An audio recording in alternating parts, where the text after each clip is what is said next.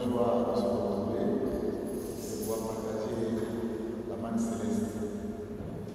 D'ailleurs, le psalmiste dit dans le psaume 119, le verset 105, ta parole, Seigneur, est ton lampe à mes pieds, une lumière qui éclaire mon sentier. Donc, toutes les fois que nous devons partager cette parole, c'est la manne que nous recevons. Et il n'est pas inutile de rappeler les textes que nous avons écoutés à la présentation.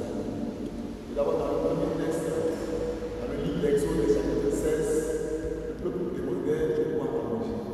Le peuple était furieux contre Moïse, lui disant, tu nous as fait sortir d'Égypte pour que nous venions mourir dans le désert. Et Dieu, dans sa grande miséricorde et sa bonté, leur a donné la manne. À la suite, leur a donné les cailles qui étaient dans le bien.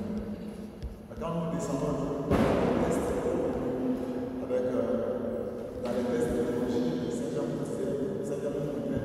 combien de fois il pense qu'à la Jean chapitre 6, combien de fois Jésus lui-même était le plein de vie. Il a dit qu'il convenait à lui, on aurait déjà fait. Certes, il a donné 5, 2 fois il a fait son honneur. Une première fois, il a donné 4 000 personnes avec un peu de pain. Deuxième fois, il a 5 000 personnes. Ce fait, quand le Seigneur s'est déplacé, tout le monde était donc à sa recherche, justement pour chercher cette manne. Mais Jésus leur a dit, je suis le pain qui mange, n'aura jamais faim. Et ce Jésus-là, ce pain il vient à nous aujourd'hui au moyen de sa parole. Dans le psalme, dit dans le psaume 1er, moi Jean, chapitre 1, verset 1, il dit, le verbe s'est fait chair et il a donné la parole. Et c'est Jésus qui est la parole. C'est avec ce Jésus, avec cette parole-là, que nous pouvons partager ce jour que lui-même nous sommes. Je vais encore ceux qui disent merci d'être là, ceux qui ne me connaissent pas. Je m'appelle Tré, sur le livre chrétien, c'est Tré de Marie, parce que je suis dans une communauté mariale, et donc on est un peu marié dessus, on fait un peu faro. Pour montrer qu'on est enfant de Marie, donc on m'appelle Tré de Marie. Je suis content encore de voir beaucoup de visages que j'ai vu la fois dernière.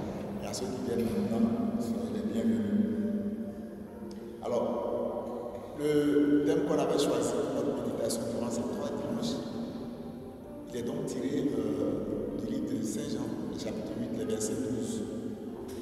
Jésus dit, je suis la lumière du monde, quiconque marche à ma suite ne demeure pas dans les ténèbres. Et nous avons montré la dernière fois comment est-ce que Jésus était la lumière du monde. En quoi consistait donc la lumière? Nous avons vu que la deuxième chose que Dieu a créée, après avoir, la deuxième chose que Dieu a créée, après donc le monde, le ciel et la terre, c'est-à-dire, c'est la lumière qu'il a créée. Et cette lumière-là, elle est venue parmi nous. Cette lumière-là, elle est venue luire parmi nous pour que les ténèbres disparaissent.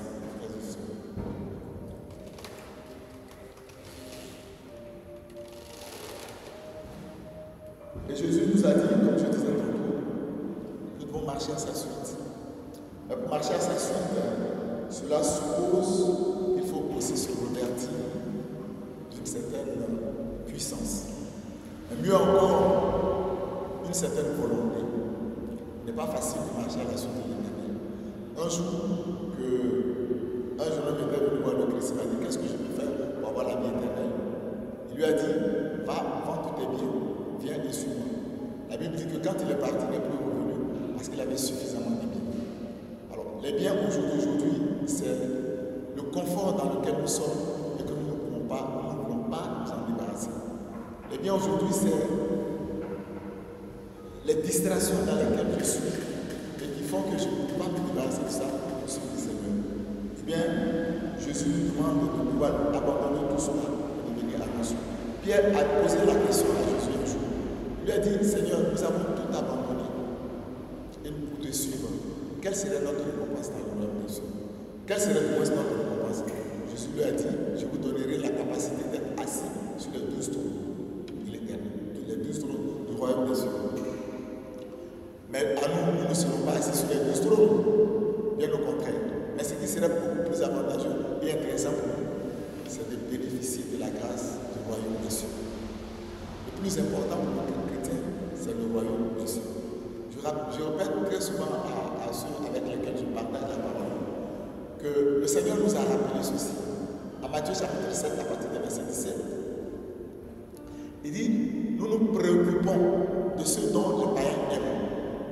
C'est-à-dire, quand je me lève le matin, je ne dis pas de ne pas travailler, je ne dis pas de ne pas chercher les richesses de ce monde. Mais au jour d'aujourd'hui, je fais des richesses de ce monde. Mon premier souci, le premier souci, c'est de venir à Jésus-Christ. Il a dit, faites de l'éternel, et là c'est le psalmiste qui dit, faites de l'éternel vos délices, il vous donnera le désir de votre cœur. Il faut chercher en premier lieu le Seigneur, et le Seigneur par la suite vous conduira dans ce qu'il aime. Alors nous avons lu juste le livre de la Genèse chapitre 3 à partir du verset 6. Ça va donc nous permettre de pouvoir comprendre un peu notre démarche d'aujourd'hui. Et puis dimanche prochain, nous allons faire une grande effusion. Nous allons demander à Dieu de nous éclairer beaucoup plus dans notre démarche. Genèse 3, verset 6. La femme vit que l'arbre était porteur de fruits bons à manger, agréable à regarder et précieux pour ouvrir l'intelligence. Elle prit de son fruit et en mangea. Elle en donna aussi à son mari qui était avec elle et il en mangea. Leurs yeux à tous les deux s'ouvrirent et ils prirent conscience qu'ils étaient nus. Ils attachèrent des feuilles de figuier ensemble et s'en firent des ceintures. Quand ils entendirent la voix de l'Éternel Dieu en train de parcourir le jardin, vers le soir, l'homme et sa femme se cachèrent loin de l'Éternel Dieu. Amen. L'homme et la femme se cachèrent loin de l'Éternel Dieu. L'infidélité à la parole de l'Éternel, l'infidélité à Dieu nous amène à nous cacher de l'Éternel. Voyez-vous, Adam et Ève ont transgressé la loi, l'alliance. Et depuis lors, le péché est entré dans le monde. Cela caractérise donc la préférence que nous avons, que nous portons nous-mêmes. Quand le fruit il a été présenté à Ève, elle va trouver le fruit meilleur. Mais si Ève avait donc la parole de l'Éternel en elle, elle aurait su que cette alliance-là, elle ne pouvait pas transgresser cette alliance. De sorte que le Seigneur lui-même pourrait leur donner encore ce que Satan était en train de leur proposer. Mais quand ils ont mangé le fruit, qu'est-ce qui va se passer? Le péché va rentrer en elle et automatiquement la peur va s'installer. Et du coup, les ténèbres vont descendre sur cette alliance qui était faite entre Adam et Ève et avec Dieu. Toutes les fois que nous sommes partis au travers, toutes les fois que nous transgressons la parole de l'Éternel, alors nous, cette alliance-là, nous la brisons. Toutes les fois que nous tombons donc dans nos fautes, dans nos péchés, nous transgressons toujours cette alliance que le Seigneur lui-même il a voulu de nous. C'est en cela qu'il est important pour nous de faire très attention et de connaître la parole. Si nous avons la parole de Dieu en nous, il va s'avérer que quand par exemple les situations vont se présenter, nous pouvons nous échapper. Jésus lui-même, à Matthieu chapitre 4, versets 3 à 10, il était dans le désert. La Bible dit qu'après qu'il soit baptisé, il fut conduit dans le désert par l'Esprit Saint. Qu'est-ce qui va se passer, mon frère? Matthieu 4, versets 3 à 10. Matthieu chapitre 4, verset 3. Après avoir jeûné 40 jours et 40 nuits, il eut faim. Le tentateur s'approcha de lui et dit, si tu es le Fils de Dieu, ordonne que ces pierres deviennent des pains. Jésus répondit, il est écrit, l'homme ne vivra pas de pain seulement, mais de toute parole qui sort de la bouche de Dieu. L'homme ne vivra pas de pain, mais de toute parole qui sort de la bouche de l'Éternel. C'est parce que Jésus, il connaissait donc la parole, lui, il connaissait la parole. Et par conséquent, il répondait à ce que l'autre, le tentateur, lui disait par la parole. D'où l'importance de la parole en elle-même. Alors, je suis censé comprendre que dans notre programme journalier, nous avons un petit temps au moins pour écouter la parole de l'Éternel. Si nous ne l'avons pas, la première des choses que nous devons faire, c'est d'avoir un petit temps, ne serait-ce que 5 à 10 minutes pour écouter la parole de Dieu. Aujourd'hui, le monde nous offre beaucoup de moyens pour pouvoir entendre la parole de Dieu. Tantôt, nous qui avons donc les portables, nous avons donc la Bible elle-même en tant que telle, nous l'avons en toutes les langues d'ailleurs, et nous l'avons même récitée. Donc on a cette capacité-là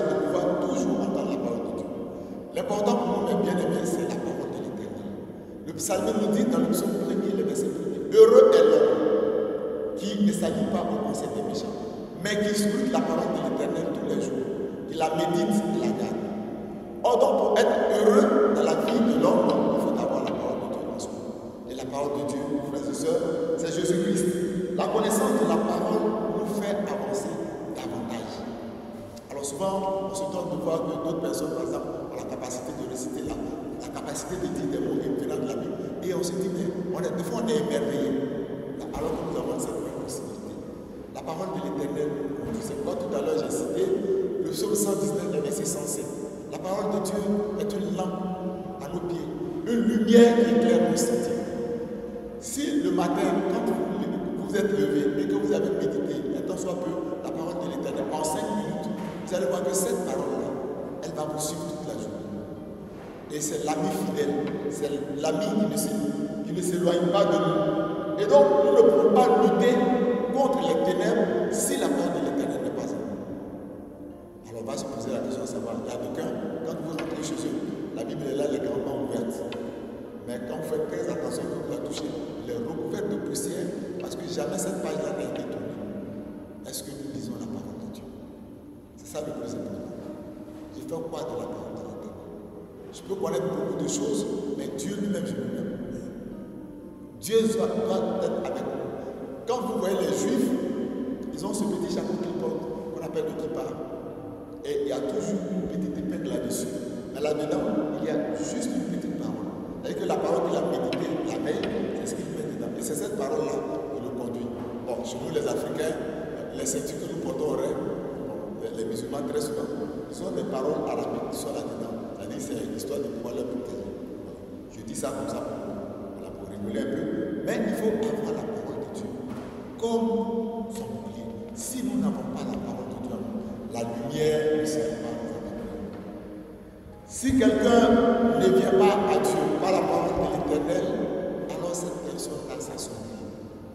Nous avons vu tout à l'heure que Jésus-Christ, au désert, à la tentation, il répondait, il connaissait. Vous savez, Satan connaît mieux la parole de Dieu que nous. D'abord, Satan, c'est Lucifer, c'est l'être, le premier être que Dieu a créé, le premier ange que Dieu a créé, qui était donc un ange de lumière.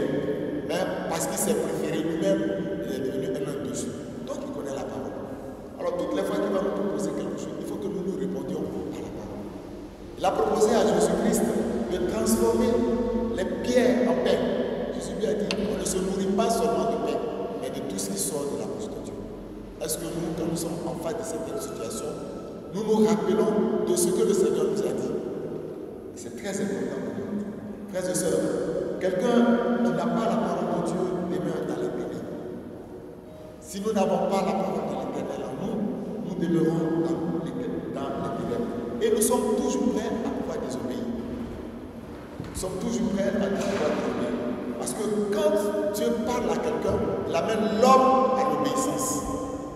Quand vous avez la parole de l'Éternel en vous, le Seigneur vous conduit sur des sentiers, vous êtes donc obligé de pouvoir obéir. Et chaque acte que la parole va nous demander de pouvoir poser, c'est un acte d'obéissance. C'est un acte d'obéissance. Et c'est en cela que Dieu nous bénit. Si nous hésitons, ou alors si nous n'avons pas cette parole, comme je disais tantôt, nous ne pouvons pas contrecarrer l'ennemi. Nous ne pouvons jamais contrecarrer l'ennemi. Personne ne connaît la parole de Dieu, alors nous passons donc dans le camp de l'ennemi. Un jour, Dieu m'a donné la grâce de pouvoir prier avec quelqu'un. Et quand je suis arrivé là-bas, on dit la personne dormait. Il dit, bon, puisqu'on m'a invité pour venir prier avec la personne, réveiller la personne. On m'a dit non, on ne peut pas réveiller la personne parce qu'elle est fatiguée. Et bon, moi, Dieu m'a dit de venir prier avec la personne. Et donc, ils ont réveillé la personne. Mais à peine que j'ai salué la posée et je lui ai dit, connais-tu Jésus-Christ? Elle m'a dit, comment est-ce que je peux connaître Jésus-Christ? Et j'ai dit, il est écrit en Jean, le chapitre 1, à partir du verset 12. Ceux qui l'ont accepté, ceux qui l'ont connu, il leur a donné le pouvoir de devenir enfants de Dieu. Elle s'est métamorphosée. Elle est tombée d'abord de son lit, elle s'est métamorphosée. Et la maison a été remplie d'un gaz qui était sorti de sa bouche. Et du coup, elle a commencé par se traîner comme un serpent. Mais à chaque fois qu'elle faisait cela, Moi aussi, j'aime que le Seigneur par sa parole. Tu nous as donné pouvoir et autorité sur Satan et ses secours. En Luc chapitre 10, à partir de verset 10, jusqu'à ce qu'on maîtrise la demoiselle. Et comme Satan n'est pas plus fort que Dieu, il a commencé par parler donc de la demoiselle. Ah, c'est mon épouse, je ne peux pas la laisser. C'est mon épouse, j'ai décidé de vivre avec elle. D'ailleurs, c'est elle qui est venue m'épouser. Donc je lui demande, comment est-ce que tu as fait? Comment est-ce que votre alliance est faite? Et c'est là qu'elle va révéler elle-même qu'elle a couché 3 fois, 4 fois, je crois, 4 fois avec un mari. Non, elle a couché 7 fois avec un mari. Elle a dormi 4 fois sur une tombe. Voyez-vous comment Satan il traite les gens. Et donc, pour que moi je puisse contrecarrer la personne, il fallait que je récite ce que le Seigneur aussi a dit, pouvoir que le Seigneur m'a donné. Alors j'ai dit, à partir d'aujourd'hui, tu sors de cette table. Il a dit, non, je ne partirai pas, ceci, cela. Il dit, bon, le Seigneur nous a donné pouvoir et autorité. D'ailleurs, il nous a dit, annoncez la parole, ceux qui auront entendu cette parole. Il a dit, voici les signes qui accompagneront la parole. La parole étant Dieu elle-même. Et la femme a été libérée. Au jour d'aujourd'hui, elle se plaît dans ce qu'elle est. Dieu merci, on l'a baptisée. Et elle marche dans la grâce de l'Éternel. Voici l'importance de la parole. Alors, Romains chapitre 10 à 10, verset 17. Que vous dit la parole?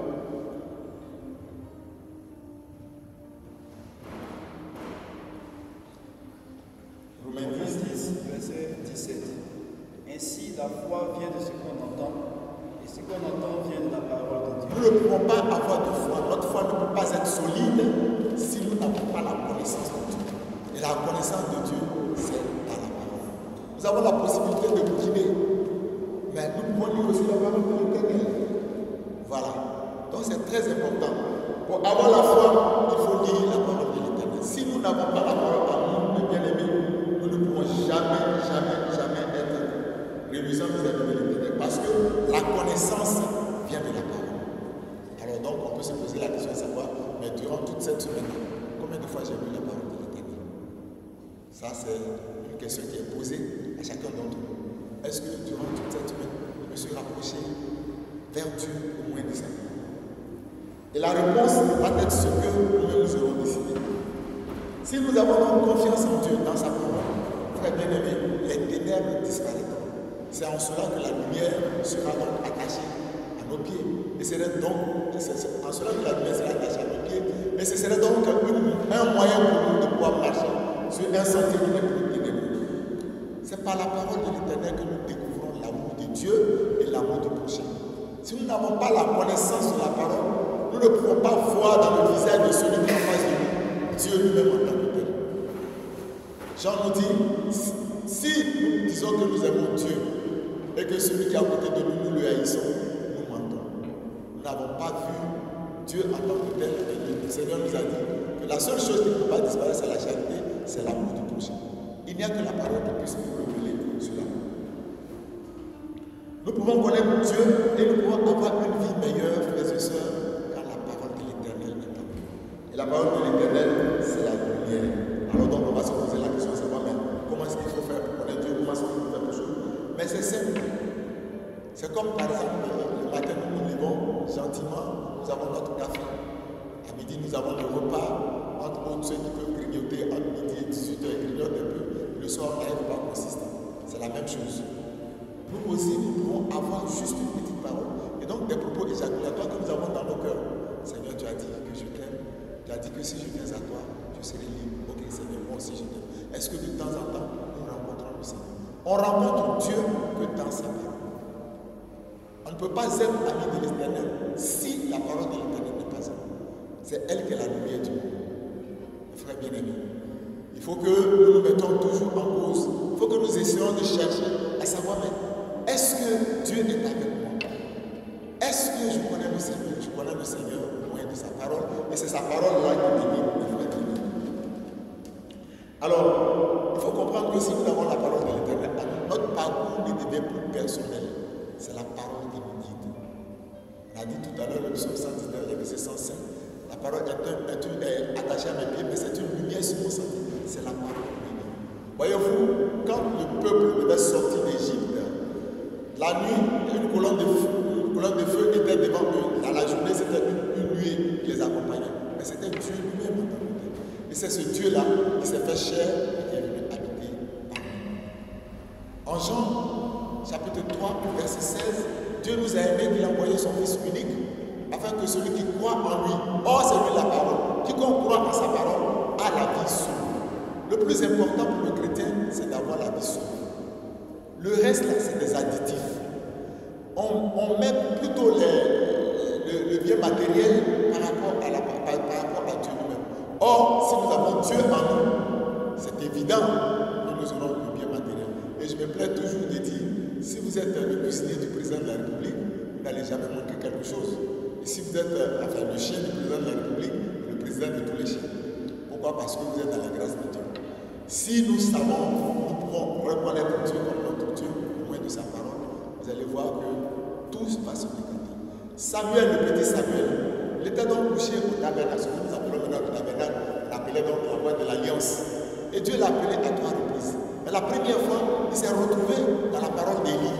Il est parti voir Élie, lui a dit, Maître, tu m'as appelé. Il lui a dit, non, je ne t'ai pas appelé. La deuxième fois, il est venu. Et la troisième fois, Élie a compris que c'était Dieu qui l'appelait. Il lui a dit, prochainement, s'il t'appelle, tu dis, parle, Seigneur, ton serviteur écoute. Mais c'était quoi? Quelle est la leçon que nous en tirons? C'est parce qu'il ne connaissait pas la parole. Il ne connaissait pas la voix de Dieu. Or, la voix de Dieu se retrouve dans sa parole. Mais quand il a connu la parole, quand il a connu la voix de Dieu, il a été le prophète que Dieu l'a voulu. Amen. Donc, mes bien-aimés, en Romains chapitre 6, à partir du verset 2, si nous péchons, c'est justement à cause de notre préférence. Si nous demeurons dans les ténèbres, c'est parce que nous préférons nous-mêmes. Voilà. Si nous demeurons dans les ténèbres, nous disons à Dieu, mais nous n'avons pas besoin de toi, mais nous avons plutôt besoin de celui qui est autre. Quand je sais que faire du mal à mon frère, ce n'est pas bien, c'est évident que je ne vais pas le faire. Mais quand je sais que faire du mal à mon frère, c'est une joie pour moi, alors j'ai choisi donc un autre chemin. Donc, pour le chrétien, le péché peut être un accident. Mais pour celui qui ne connaît pas Dieu, le péché c'est un rendez-vous. Quand vous n'avez pas Dieu en vous, péché ça devient un rendez-vous. Or, pour le chrétien, celui qui pêche, il a toujours le remords. Il a toujours recours à Dieu. Disons, quand nous lisons Luc chapitre 15,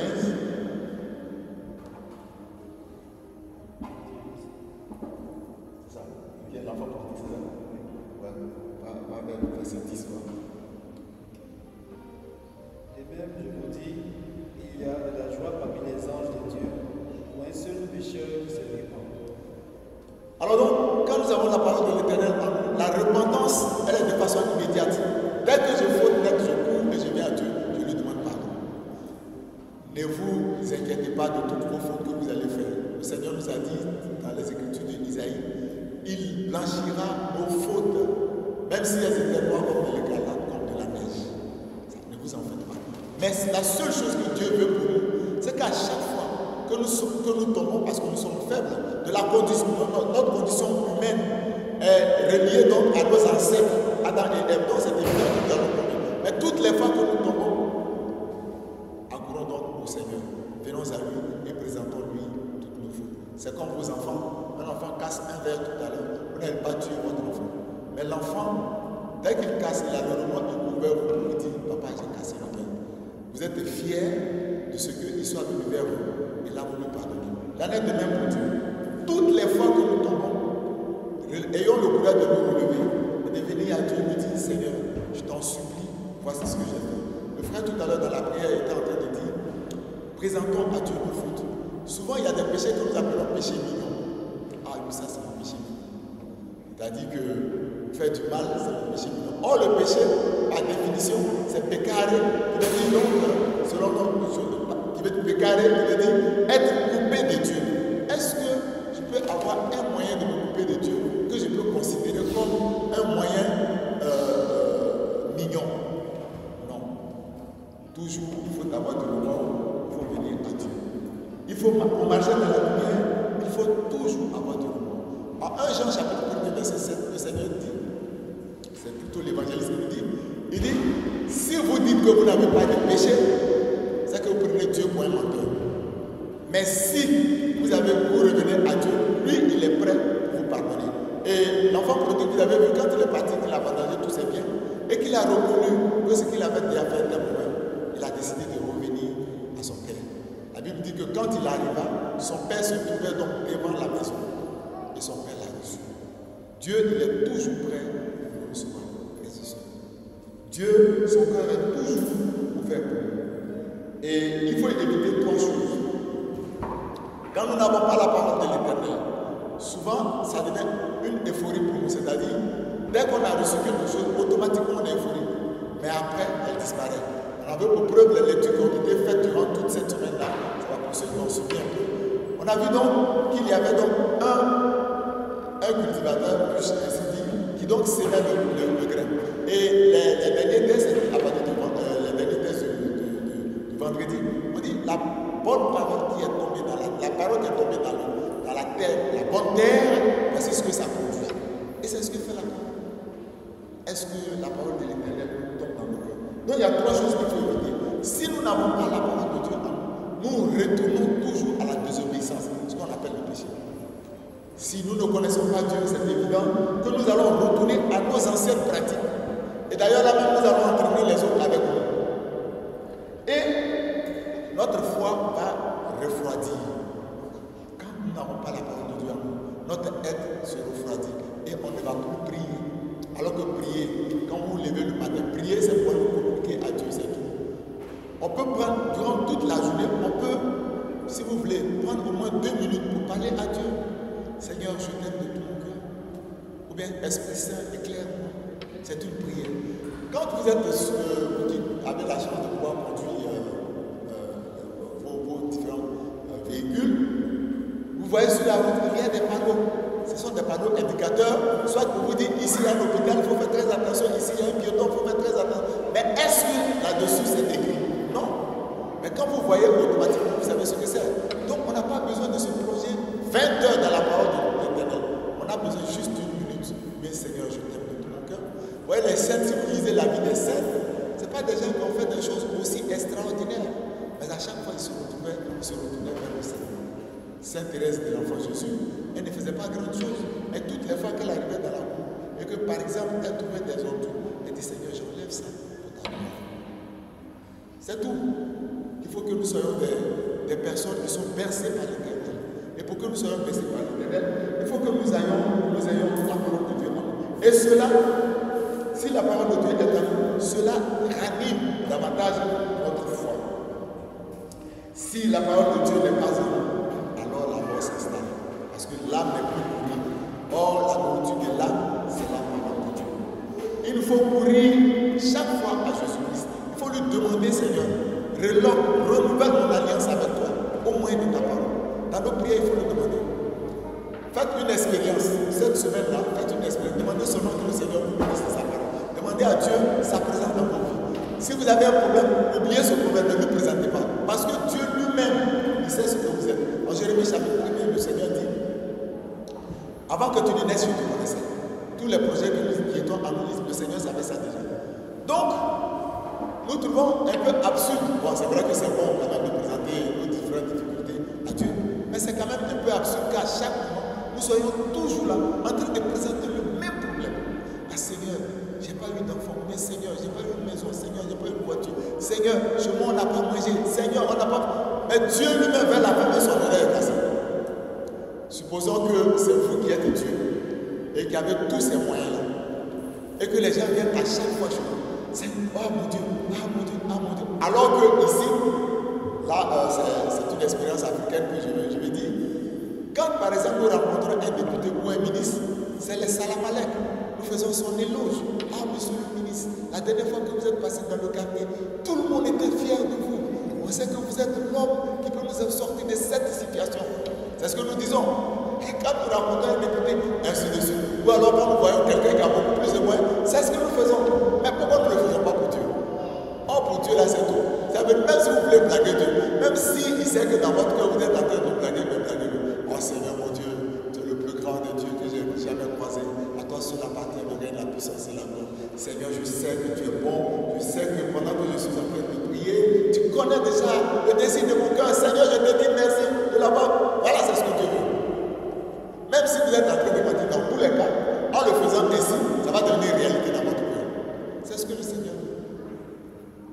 Seigneur pour que nous puissions marcher dans la lumière. C'est comme ça que le Seigneur. Sinon, si nous, quand on est seulement sur le fait de demander, alors vous savez maintenant à quel rang nous reléguons notre Dieu. Nous le reléguons au rang d'un commis qui est assis tranquillement dans un bureau.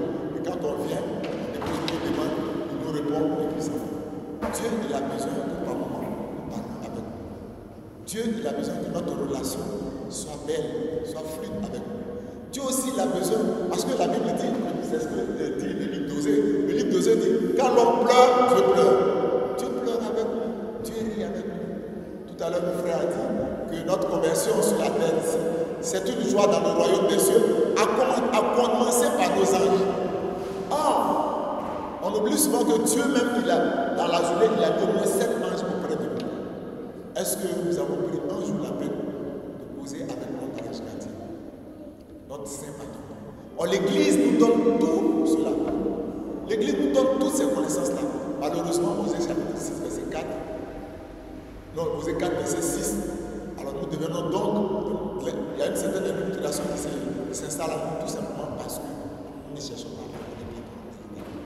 Et la parole de l'Éternel en ce jour veut que nous nous métamorphosions, que nous soyons des êtres de car c'est elle seule qui peut nous sauver. Il est écrit à 1 Corinthiens chapitre 15, verset 57, que la grâce de l'Éternel nous suit. La victoire de Dieu, c'est ça. Paul dit, la grâce de l'Éternel me suffit. Il n'a même pas besoin d'autre chose. Parce qu'il sait que dans tous les cas, Dieu qui est Dieu ne va jamais nous laisser ici. Il ne faut pas, souvent quand nous venons à Dieu, justifier nos faiblesses. Non. Ah Seigneur, tu sais, j'ai péché la fois dernière là, parce que c'est telle personne qui était avec moi. Sinon, j'allais sauver ça. Mais tu avais la capacité de pouvoir sauver. C'est très simple. Seigneur, je suis tombé ici. Dans ta miséricorde. Même si c'est un péché qui est régulier, qui est récurrent, il faut toujours le présenter au Seigneur. Un jour, il va vous enlever dans son péché. En lieu et place, il donnera comme toute la lumière. Il faut toujours se remplir de repentir. Je ne dis pas, il faut toujours se mettre, je ne dis pas, bon, qu'est-ce que je veux dire? Il faut toujours s'accuser, non. Mais il faut toujours, comme nous dit Pierre, en 1 Pierre 5,5, la Bible dit que Dieu hait les potentats, mais les humbles, il vient à lui. Marie l'a dit, quand dans son fiat, elle a dit, je crois que c'est Luc chapitre 1er, à partir de verset 41, et souvent, elle a dit, il élève les humbles et il compte de bien les affamés. Si nous sommes humbles avec Dieu, c'est évident que Dieu ne va jamais nous laisser tomber. Frères bien-aimés, en 1 Samuel chapitre 15, à partir de verset 22, la Bible dit que l'obéissance vaut mieux que tous les sacrifices. Si nous obéissons à Dieu, ça vaut la peine pour tous les sacrifices. Et obéir à Dieu, c'est de chercher à l'aimer. L'aimer comment? Au moins d'abord de la prière, au moins de sa parole et au moins de ce qu'il nous dira de sa parole. Alors, quand nous avons la parole de l'Éternel en nous, quand nous avons Dieu en nous, nous ne ressentons plus la peur. Quand des situations se posent à nous, nous savons que quoi qu'il advienne, le Seigneur va pouvoir les résoudre. C'est pourquoi je conseille très souvent que quand vous êtes dans une situation difficile, bénissez le nom de Dieu. Dites-lui, Seigneur, je te dis merci pour cette situation que je vis, parce que je sais que tu vas la résoudre. Quand vous êtes dans une situation, ne vous dérangez pas. Quand elle paraît trop difficile, soyez tranquille. Elle-même, elle va trouver solution à elle-même. Parce que Dieu est là. Donc, frère bien-aimé, la bonne des manières, la bonne chose pour pouvoir recueillir, pour avoir Dieu dans notre cœur, il faut avoir l'esprit du repentir. Il faut souvent se mettre en cause. Seigneur, je te demande pardon pour ce que je suis, pour le péché que j'ai été, pour les péchés de l'humanité tout entière, pour les péchés de ma famille, et pour moi-même mes péchés. N'ayez pas honte de dire. Vous n'avez pas besoin de dire ça devant les gens, vous êtes dans votre chambre, vous êtes en train de parler à Dieu. Si vous pensez que votre péché est mauvais, mais dites-le à Dieu.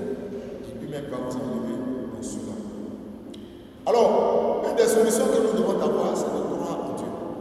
Si nous croyons en Dieu, la lumière automatiquement va s'installer dans nous. Croire en Dieu suppose que nous donnons toute notre vie à Dieu. Est-ce que parmi nous ici aujourd'hui, le Seigneur te disait, fais ceci, est-ce que nous pouvons le faire? Et souvent, nous ne voyons pas cela parce que nous ne prenons pas suffisamment de temps pour méditer et écouter Dieu. On s'écoute soi-même, on n'écoute pas Dieu. il faut aussi prendre la peine de fois dans votre emploi de temps, bien dans votre journée, de donner quand même un petit temps à Dieu. Il dit Seigneur, parle-moi. Parle-moi. Vous le dites aujourd'hui, si ça va marcher, c'est pas grave, mais il faut le dire. Au fur et à mesure que vous le direz, Dieu lui-même va venir vous parler et il va vous donner les habitudes que vous devez pouvoir prendre. Pour changer notre vie, mes frères, il faut donc abandonner notre être ancien pour revêtir notre être nouveau. C'est-à-dire, il faut avoir une attitude de foi. Et notre attitude de foi, c'est de croire en Dieu. Il faut se disposer à vivre de manière correcte. Nous amenons toujours nos enfants à vivre correctement. Et nous-mêmes, nous voulons que l'autre soit correct envers nous. Et nous-mêmes, est-ce que nous sommes corrects envers nous? Est-ce que nous avons apporté un peu de joie à celui qui est juste à côté? Est-ce que je ne maintiens pas ma colère vis-à-vis de mon frère et je ne lui dis pas, est-ce que tu me connais? Si tu as fait ceci, moi je te ferai cela 5 ou 6 fois. Il faut donc corriger notre manière de marcher. En le faisant petit à petit, nous appelons donc la lumière sur nous et nous quittons donc dans les ténèbres. Il faut donc prendre la résolution à partir d'aujourd'hui, mes frères bien-aimés, de s'aimer la parole de Dieu en nous. Et cela va nécessiter les bonnes actions que nous allons poser. Il faut s'éloigner aussi des mauvaises compagnies, car l'adage me dit, les mauvaises compagnies corrompent les mœurs. Si je suis avec quelqu'un qui n'aime pas Dieu, c'est évident que le jour où je voudrais venir à l'église, il va me dire, mon frère, laisse là aujourd'hui, mais viens rester avec nous. Et en le faisant petit à petit, je vais demeurer dans ce qu'il est en train de dire. Il faut savoir que quand on est avec Dieu, on est dans la joie. Même si vous ne voyez rien, soyez heureux. Il faut avoir confiance en Dieu. Je lisais un jour un bouquin où il y a une dame qui était très pauvre, elle avait 5 enfants. Et ce jour-là, il n'y avait plus rien à manger à la maison. Et la veille, les enfants n'ont pas mangé. Bon, elle est partie, elle a dit au Seigneur, Dieu, tu sais que j'ai des enfants, je n'ai rien à manger. Comment est-ce qu'on va le faire? Et le lendemain, les enfants, tout à fait, ils lui ont demandé, comment est-ce que nous allons manger? La femme dit non, il n'y a pas de problème. À midi, nous allons manger. Ok. Donc, les enfants sont partis s'amuser. Et qu'est-ce qu'elle a fait? Elle a mis le couvert. Il n'y a rien dedans. Et puis, elle a appelé les enfants. Et il était midi, donc elle appelle les enfants. Elle leur dit, nous allons partager le repas maintenant. Et puis, ils ont commencé par chanter la gloire de Dieu. Et ça aussi, c'est très bon. Souvent, quand vous voulez bénir votre repas, prenez le temps de chanter un cantique pour montrer à Dieu que vous l'aimez, pour montrer à Dieu que ce qu'il est en train de vous donner, ce sont des forces vitales que vous allez en tirer. Et ils ont commencé par chanter. Les enfants savent qu'il n'y a rien dedans. Elle-même sait qu'il n'y a rien dedans. Ils ont commencé par chanter. Et pendant qu'ils étaient en train de chanter le cantique, il y a quelqu'un qui a tapé à la porte. On va ouvrir. C'est l'épicier du quartier qui a fait une bonne provision. Il a dit, madame, aujourd'hui nous avons pensé à vous. On est venu vous donner cela. Et la nourriture a suffi pour 1 mois. Alléluia. Et c'est ça la voix de Dieu. Quand on lui fait confiance, il n'y a pas de raison de ne pas. Deux fois, il faut provoquer le ciel. Il faut provoquer le ciel par votre foi. Il faut emmener le ciel à toucher la terre par votre foi. Vous savez que ce n'est pas possible. Mais on dit à Dieu rien n'est impossible. Jean 18, 14. Là, j'ai dit à Marie, en 37, rien n'est impossible à Dieu. Mais est-ce que nous expérimentons cela? Maintenant, si nous expérimentons que ça n'a pas marché, certainement, peut-être que Dieu voulait autre chose dans notre vie. Et donc, la femme, du coup, elle a amené, et les enfants étaient tous heureux. La provision qu'ils ont eue, j'ai eu ça un mois plus.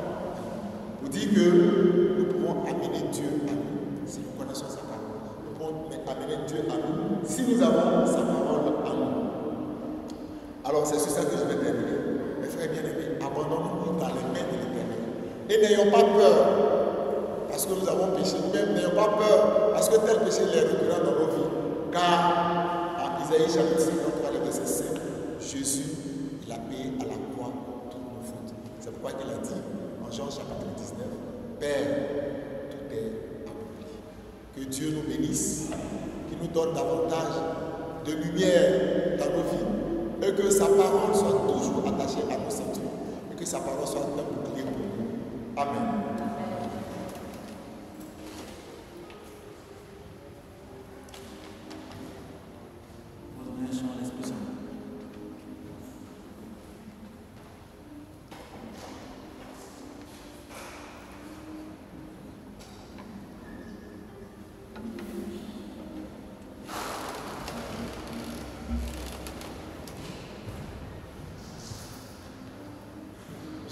micro, s'il vous plaît.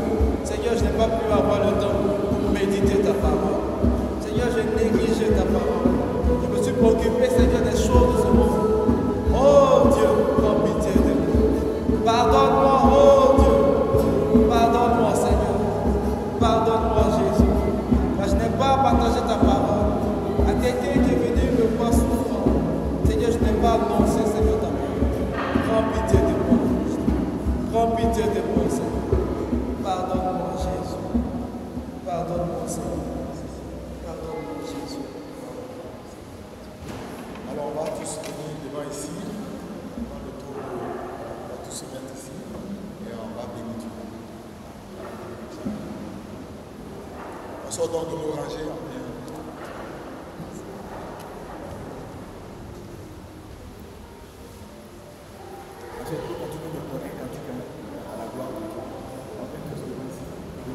Pas peur de venir. Dieu vous a mis devant. Et c'est un conseil que je vous donne. Vous savez, l'église est le pouvoir de pouvoir la vie de Dieu.